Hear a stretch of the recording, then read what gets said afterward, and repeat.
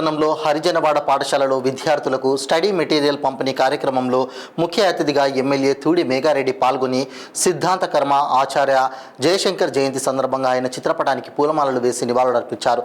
విద్యార్థులకు study material పంపిణీ చేస్తూ వనపర్తి నియోజకవర్గంలో ఉండే పెబ్బేరు, కిల్లా ఘనపురం, మామిడిమాడ పాఠశాలలతో పాటు హరిజనవాడ పాఠశాలలను సైతం దత్తతకు తీసుకున్నట్లు ఎమ్మెల్యే మేఘారెడ్డి తెలిపారు. ఈ సందర్భంగా ఎమ్మెల్యే మాట్లాడుతూ తెలంగాణ రాష్ట్రంలో దాదాపు 30,000 మంది ప్రభుత్వ పాఠశాలల ఉపాధ్యాయులకు పదోన్నతులు, బదిలీలు నిర్వహించామని ఆయన పేర్కొన్నారు. నియోజకవర్గంలోని పాఠశాలల అభివృద్ధికి ముఖ్యమంత్రి రేవంత్ రెడ్డి విద్యను అభ్యసించిన వనపర్తి పట్టణంలోని బాలుర ఉన్నత పాఠశాల అభివృద్ధి కోసం దాదాపు 500 కోట్ల రూపాయలు కేటాయించినట్లు ఎమ్మెల్యే పేర్కొన్నారు. తెలంగాణ రాష్ట్రంలో విద్యా వ్యవస్థను పూర్తిగా పటిష్టపరిచేందుకు ప్రత్యేక చర్యలు తీసుకుంటున్నామని, అంగన్వాడీ కేంద్రాలలో 3వ తరగతి వరకు విద్యను అభ్యసించిన అనంతరం ఇంటిగ్రేటెడ్ పాఠశాలల్లో డిగ్రీ వరకు చదువుకునేందుకు పూర్తి స్థాయిలో ఏర్పాట్లు జరుగుతున్నాయని ఎమ్మెల్యే పేర్కొన్నారు. ఈ కార్యక్రమంలో వనపర్తి మున్సిపల్ చైర్మన్ పుట్టపాలక మహేష్, స్థానిక కౌన్సిలర్లు, పాఠశాలల ఉపాధ్యాయులు, పట్టణ కాంగ్రెస్ పార్టీ నాయకులు, కార్యకర్తలు తదితరులు పాల్గొన్నారు. తెలంగాణ రాష్ట్రానికి సంబంధించి ప్రత్యేకంగా అన్ని పార్టీలను ఏకం చేసి వాళ్ళకి కావాల్సిన గైడ్లైన్స్ ఇచ్చి తెలంగాణ రాష్ట్రానికి ఉద్యమం రూపంలో ముందుకు తీసుకెళ్లిన ప్రొఫెసర్ జయశంకర్ గారి జయంతి సందర్భంగా ఆ జయంతి సందర్భాన్ని కూడా మనం ఇక్కడ ఈ స్కూల్లో జరుపుకుంటున్నందుకు నాకు చాలా సంతోషంగా ఉంది. తెలంగాణ రాష్ట్రానికి సిద్ధాంతకర్త, ఉద్యమకారుడు, అన్ని పార్టీలను ఏకం చేసి శాంతియుతంగా మనం ఇట్లా చేస్తే తెలంగాణ రాష్ట్రం వచ్చేదానికి మొట్టమొదటి రాజకీయ నాయకులు ఇచ్చిన వాళ్ళు, తీసుకున్న వాళ్ళు, ఉద్యమం చేసిన వాళ్ళు అన్నీ ఒక పార్ట్ అయితే దానికంతా రూట్స్ అంటే పునాది మొత్తం పేపర్ వర్క్ తయారు చేసి మనం ఎక్కడెక్కడ నష్టపోతున్నాం, వాటర్లు ఎట్లా నష్టపోతున్నాం, ఉద్యోగాలు ఎట్లా నష్టపోతున్నాం, పెద్ద అందరికీ మోటివేట్ చేసి ఎప్పటికప్పుడు మనలకు చెప్పి అలర్ట్ చేసి తెలంగాణ ఉద్యమానికి, తెలంగాణ రావడానికి కారణమైన జయశంకర్ సార్కి మనందరం ఒక్కసారి సపోర్ట్లతో ఇక్కడ నుంచి కాలంలో మన కాంగ్రెస్ పార్టీ అధికారంలోకి వచ్చిన తర్వాత గౌరవ ముఖ్యమంత్రి రేవంత్ రెడ్డి గారు ముఖ్యమంత్రి అయిన తర్వాత తెలంగాణ రాష్ట్రంలో దాదాపు 32,000 మంది టీచర్లకు ప్రమోషన్లు, బదిలీలు, దానికి సంబంధించిన అన్ని ఎక్కడ ఏ ఒక్కరు ఎమ్మెల్యే కానీ, ఒక మంత్రి కానీ, ఒక ముఖ్యమంత్రి కానీ ఎవ్వరిక్కడ ఒక్క రికమెండేషన్ లేకుండా ఎంత జెన్యున్గా జరిగిందంటే ఇక్కడున్న టీచర్లకు తెలుసు, తెలంగాణ రాష్ట్రంలో టీచర్లకు తెలుసు. గడిచిన 10 సంవత్సరాల నుంచి ఎవ్వరు పట్టించుకోకపోతే మొట్టమొదటిగా మన ఉపాధ్యాయులకు కాంగ్రెస్ పార్టీ అధికారంలోకి వచ్చినాక వాళ్ళకి కావాల్సిన అన్ని ఫెసిలిటీస్, వాళ్ళకి కావాల్సిన ట్రాన్స్ఫర్లు కానీ, ప్రమోషన్స్ కానీ ఇచ్చేసి అన్నీ అంటే ఎంత క్లారిటీగా జరిగిందనేది అందరికీ తెలుసు. అంటే ఇట్లాంటి చరిత్రలు ఎప్పుడు జరగలేకుండా 32,000 మందికి దాదాపు ఆ 30,000 మంది, 32,000, 62,000 మందికి ఒక్క ఇన్ఫ్లుయెన్స్ లేదు, ఒక రికమెండేషన్ లేదు, ఎవ్వరు ఏలు పెట్టలే. మేము అంత ప్రశాంతంగా జరిగింది. సో అట్లా చేసిన మన గౌరవ ముఖ్యమంత్రి గారికి ఒకసారి మనం చప్పట్లు కొట్టాలి.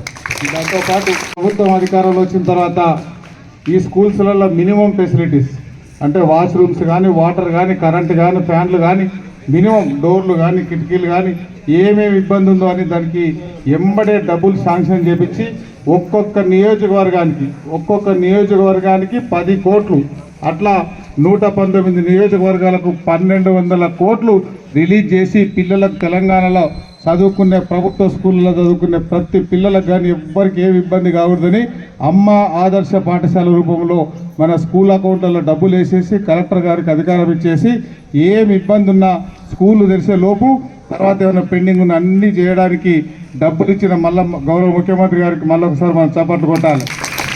దానిలో ఎవరు కాంట్రాక్టర్లు లేరు, ఎవరు లేరు. ఇక్కడ ఉన్న స్కూల్ చైర్మన్, హెడ్ మాస్టర్ గారు, ఎంఈఓ గారు వీళ్ళందరూ అక్కడ ఉన్న సంబంధిత డిపార్ట్మెంట్ ఏం అవసరాలు ఉన్నాయో అన్నీ చేయించినాం. దాంతోపాటు ఆ మహిళా సంఘాలకే మన పిల్లలకు బట్టలు కుట్టేది కానీ తర్వాత అన్నీ మహిళా సంఘాలకు ఇచ్చినాం.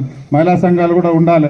రాబోయే రోజులలో ఈ మధ్యాహ్న భోజనం కానీ, ఉదయం బ్రేక్ఫాస్ట్ కానీ, స్కూల్కు సంబంధించిన ఏ మెయింటెనెన్స్ అయినా మన తెలంగాణ రాష్ట్రంలో ఉన్న మహిళా సంఘాల అధ్యక్షులకు కానీ, మహిళా సంఘాలకు కానీ అంతా వాళ్ళే లబ్ధి పొందాలని ఆ బట్టలు కుట్టించే కార్యక్రమం కానీ, వంటలు చేసే కార్యక్రమం కానీ ఇవన్నీ చేయబోతున్నాం. ఆల్రెడీ చేసినాం. ఇంకా ఇటు స్కూల్ పిల్లలకి, ప్రభుత్వ స్కూల్లో చదువుకునే పిల్లలకు, దాంతోపాటు మహిళా సంఘాల తల్లిదండ్రులకు వాళ్ళకు కూడా లబ్ధి చేయాలనేది గవర్నమెంట్ ఉద్దేశం. పాస్ అయినప్పుడు వనపర్తి నియోజకవర్గానికి సంబంధించి ఓన్లీ స్కూల్స్కు ఆల్రెడీ వనపర్తి చదువుల పర్తి అని పేరుంది. అయినా కూడా దాదాపు వనపర్తి నియోజకవర్గానికి 312 కోట్లు ఆ కొత్త సీఎం గారు చదువుకున్నతో పాటు మొత్తం దాదాపు 500 కోట్ల రూపాయలు ఓన్లీ గవర్నమెంట్ స్కూళ్ళకు సంబంధించిన జీవో తీసుకురాబోతున్నాం. ఇక్కడనే మన సీఎం గారు చదువుకున్న స్కూల్కు అంటే ఒక మోడల్, ఒక తెలంగాణ రాష్ట్రంలోనే కొడంగల్ ఆయన సొంతం కాన్స్టిట్యున్సీ కంటే వనపర్తిలో ఆయన చదువుకున్న స్కూల్కు మోడల్ 160 కోట్ల రూపాయలు.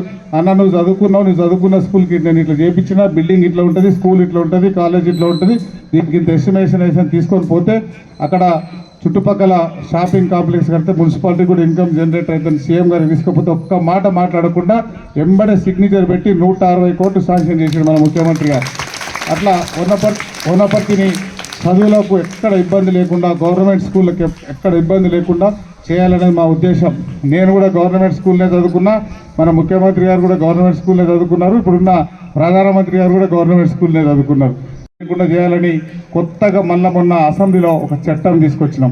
ఆ చట్టం ఏం తీసుకొస్తున్నామంటే 0 నుంచి 3వ తరగతి వరకు ఇప్పుడు అంగన్వాడీ సెంటర్ కొన్ని బిల్డింగ్స్ ఇచ్చి వాళ్ళకి ఇంకా కొన్ని ఫెసిలిటీస్ ఇచ్చి 0 నుంచి 3వ తరగతి వరకు అంగన్వాడీ సెంటర్లో చేస్తాం. అక్కడ నుంచి డైరెక్ట్ ఇంటిగ్రేటెడ్ ఒక్కొక్క నియోజకవర్గానికి ఒకటి మోడల్ చేస్తున్నాం. అందులో 3 ఫస్ట్ స్టార్ట్ అవుతున్నాయి. 1 కొడంగల్, 2 మదిర సీఎం గారిది, డిప్యూటీ సీఎం గారిది, 3వది వనపర్తిలో రాబోతుంది ఇంటిగ్రేటెడ్ స్కూల్.